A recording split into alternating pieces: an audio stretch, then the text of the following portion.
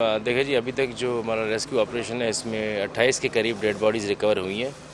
वो सारी की सारी डेड बॉडीज़ भेजी गई हैं हॉस्पिटल और उस वहाँ से आगे फिर डीएनए सैम्पलिंग के लिए और आगे भेजी गई हैं ताकि जो लोग मिसिंग हैं ताकि उनकी शनाख्त हो सके और उनको अपने प्यारों को हैंड ओवर किया जा सके।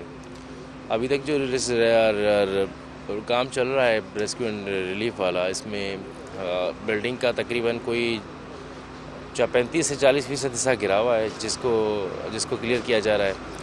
और अभी करंटली हमने हैवी मशीनरी की मदद से छत से जो हैवी चिलर्स हैं वो उतार रहे हैं ताकि छत पे और वज़न ना पड़े, क्योंकि इस एरिया को ऑलरेडी दो पार्ट हैं इसके। एक पार्ट को एसबीसी क्लियर कर चुकी है कि उसमें अभी भी फिज़िकल उसकी स्ट्रेंथ बिल्कुल ठीक है, लेकिन एक हिस्सा बहुत ख़तरनाक है। उस हिस्से के गिरने का खतरा है जहाँ पे ये चिलर्स पड़े हुए हैं। तो अभी वज़न कम कर रहे हैं, छत से चिलर्स उतार रहे हैं। बाकी टीमों के सेफ्टी का ख्याल रखते हुए हम काम कर रहे हैं। मैं जैसे बार बार कह रहा हूँ कि बिल्डिंग बहुत कमज़ोर हो चुकी है एक साइड से, उस साइड से हम थोड़ा एहतियात से जा रहे हैं।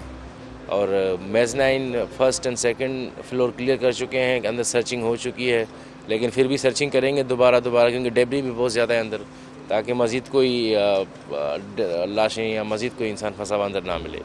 ठीक है। अच्छा, हमने देखा कि अभी कुछ देर कबल आपकी इंतज़ामिया के अफराद जो यहाँ निगरानी कमेटी जो आपने बनाई है, उन्होंने एक मज़दूर को गिरफ्तार करवाया, पुलिस को हिरासत में दिया इसको, जो कि यहाँ से रकम जो है नकदी रकम चुरा के फ़रार हो रहा था। ठीक है, अच्छी कार्रवाई की इंतज़ामिया ने, मुसलसल निगरानी कर रहे हैं। इसी तरह से 3 डंपर के गायब होने की इतलात मिल रही थी, उसकी रिकवरी के हवाले से और इसके हवाले से बताइएगा। देखिए जी, हमने जैसे कि इसमें जो इस प्लाज़ा के एसोसिएशन है वो भी हमारे साथ है, और हमने जैसे पहले ही कहा है कि सब पे हमने नज़र रखी हुई है और किसी भी किस्म की कोई भी चीज़ हम जाने नहीं देंगे, क्योंकि ये अमानत है हमारे पास। इस अमानत का ख्याल रखना हमारा फ़र्ज़ है। दूसरा, 3 डंपर नहीं थे, 2 थे। वो भी हम करीब वो भी उसकी इंक्वायरी चल रही है। वो भी कहीं नहीं जाएंगे इंशाल्लाह, वो भी हम देख लेंगे उसकी इंक्वायरी चल रही है और वो भी हम देख लेंगे। अच्छा सर, ये जो जैक लगाने का काम है वो क्या स्टार्ट कर दिया गया है? अगर नहीं किया गया तो कौन से वक्त स्टार्ट किया जाएगा? वो जैक लगाने का काम आप समझ लीजिए हमने जारी कर दिया हुआ है, क्योंकि हम सर्वे का वेट कर रहे थे और वो कंप्लीट हो चुका था कल रात ही, और उस पर अब लगाने का टाइम है और बहुत जल्दी वो काम मुकम्मल कर लेंगे हम। अच्छा सर, ये एसबीसीए ने रिम्पा प्लाजा को भी गैर महफूज करार दिया है, इस बारे में क्या कहेंगे? देखिए जी, गैर महफूज करार तो नहीं दिया, लेकिन एक डिटेल्ड रिपोर्ट और डिटेल सर्वे हमने किया है, एसबीसीए ने करवाई है, उस एसबीसीए से करवाई गई है। उसका जब तक स्ट्रक्चरल रिपोर्ट हमें फाइनल नहीं मिलता तब तक हम उसको डिक्लेयर नहीं करेंगे, और उसका रिपोर्ट भी जल्द हम शाया कर देंगे। बहरहाल thank you sir. Thank you sir. Deputy commissioner Javed Nabi Khoso media से गुफ्तगू कर रहे थे। उनका कहना था कि अब तक 28 लाशें निकाली जा चुकी हैं। इमारत का वजन कम करने के लिए एयर कंडीशनर्स उतारे जा रहे हैं। फ्रंट से होना है, तो जब शटर उठाए जाते हैं तो फिर वो थोड़ी देर बाद क्लियर होता है। अभी मैंने दोनों जगह पे शटर उठवाए थे और वो धुआं जो थोड़ा बहुत भी था वो भी क्लियर हो गया। तो ऐसा जितना भी बेसमेंट बचा हुआ है उसको पूरे को मैं चेकआउट कर चुका हूँ। अभी 2 बजे से लेकर ये वक्त हो गया, 2 से 3 दफ़ा अंदर जा चुका हूँ और यूनियन के लोग भी मेरे साथ मौजूद थे, उन्होंने वीडियो भी बनाई है। तो इसके हवाले से तो ये क्लियर रहेगा, और ना ही बेसमेंट में कोई पानी किसी किस्म का कोई खड़ा है या गर्म पानी या भरा हुआ है, ऐसा कुछ भी नहीं है।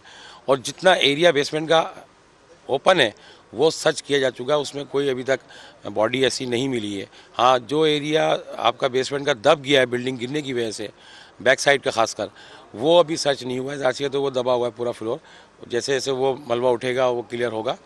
इसी तरह ऊपर जो बिल्डिंग हैगी फर्स्ट सेकंड थर्ड और ग्राउंड, ये फ्रंट साइड से तो जो है क्लियर हो चुका है, देख चुके हैं, और जितनी बॉडीज़ यहाँ से रिकवर हो चुकी हैं आपके सामने। अब वो एरिया जो दबा हुआ है और जो रिम्पा प्लाजा के साइड वाला एरिया है वो अभी सर्च होना बाकी है, खासकर दूसरा और तीसरा है।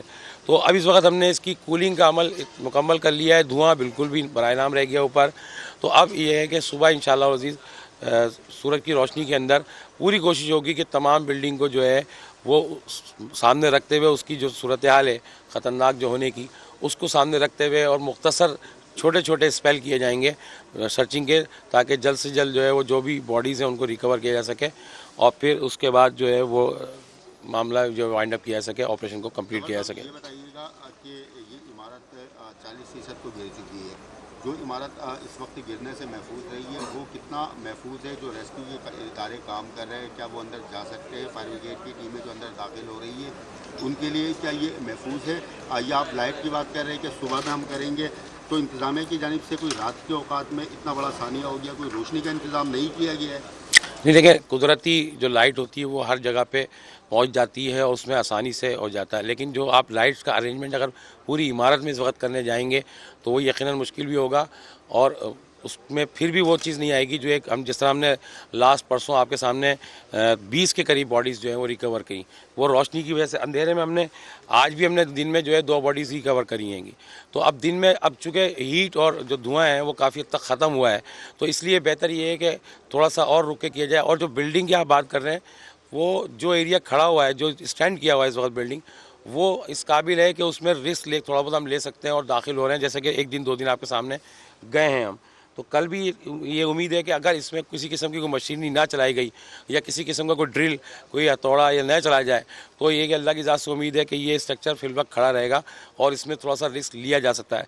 लेकिन रिस्क इसलिए भी लेंगे कि क्योंकि जो लोग मिसिंग हैंगे उनके लिए तो जो है वो बॉडी इंतहाई ज़रूरी है और वो इस रिस्क हम सिर्फ इसलिए रहे कि किसी भी तरह से वो बॉडीज़ मिल जाए ताकि जो लोग हैं परेशान हाल हैं उनका वो मसला हल हो सके। जफर साहब, गुज़श्ता रोज़ हमने एक वीडियो देखी जिसमें फायर ब्रिगेड की टीम मस्जिद के अंदर दाखिल हुई थी और कुरान शरीफ वगैरह उठा रहे थे, इसमें कितनी हकीकत है? क्या वो सिर्फ चीज़ नहीं, बिल्कुल ये आपका गुल तिजारा के साथ जो राइट जो इनका हिस्सा लगता है उससे हमने पॉकेट बनाया था बिल्कुल, और कल की बात है ये।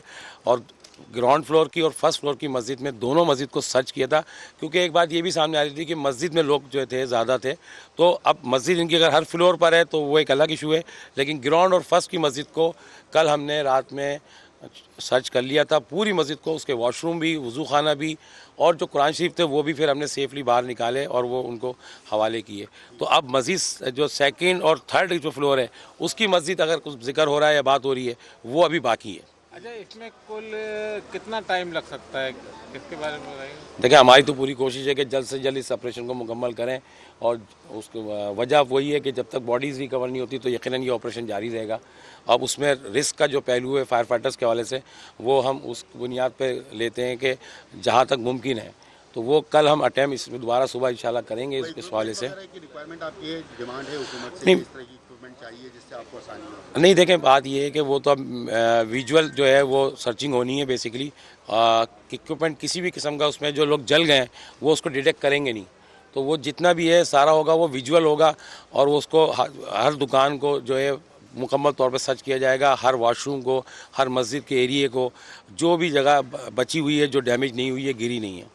एक बार बताइएगा भाई कि इस तरह की सिचुएशन अगर हम बैनुल अक़वामी तरफ से देखते हैं तो उनके पास जिस तरह के आपको अंदर जा रहे हैं तो आप लोग इस वक्त गैर महफूज अपने आप को समझ रहे होंगे, तो यकीनन इसके हवाले से भी हमने देखा है बैनुल अक़वामी तौर पर जो है वो कोई ऐसे मैकेनिज्म होते हैं, आलात होते हैं कि जिसकी वजह से अगर खुदा न खास्ता डिमोलिश हो इमारत, आप अंदर हों तो आपको महफूज रखा जा सके, बचा सके, वो आप लोग के पास कमी देखते हैं। और आज ख़बरों में भी आप लोग काफ़ी आ रहे हैं कि आप लोगों के पास इक्विपमेंट की काफ़ी कमी है, फायर ब्रिगेड, फायर टेंडर की कमी है पूरे शहर कायद के हवाले से, क्या कहेंगे? देखिए, फायर इक्विपमेंट के हवाले से तो अल्लाह का शुक्र है कि सारी चीज़ें मौजूद हैं, लेकिन चूँकि ये एक रेस्क्यू ऑपरेशन बॉडी सर्चिंग वाला जो है ये अर्बन सर्च एंड रेस्क्यू हमारे साथ मौजूद है, वो बेसिकली फ्रंट लाइन पर काम कर रही है इस मामले में और हमारे फायर फाइटर उसको जो है बैकअप में आते हैं।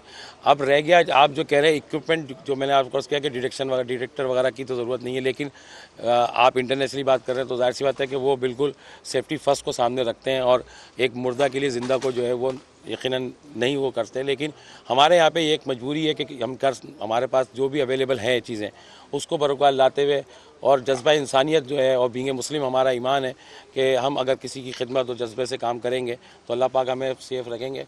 बस इसी जज्बे पे हम काम कर रहे हैं और जो अवेलेबल है हमारे पास इक्विपमेंट उसी को सामने रखते हुए इंशाल्लाह। और ये ज़रूर है कि इमारत को बार बार सर्च करते हैं, देखते रहते हैं कि ऐसा ना हो कि ये बिल्कुल आखिरी मराइल में हो, तो अगर ऐसा होगा तो फिर उसमें उस जगह नहीं जाया जाएगा, लेकिन अगर किसी जगह गुंजाइश होगी तो उस पॉकेट को बिल्कुल सर्च किया जाएगा।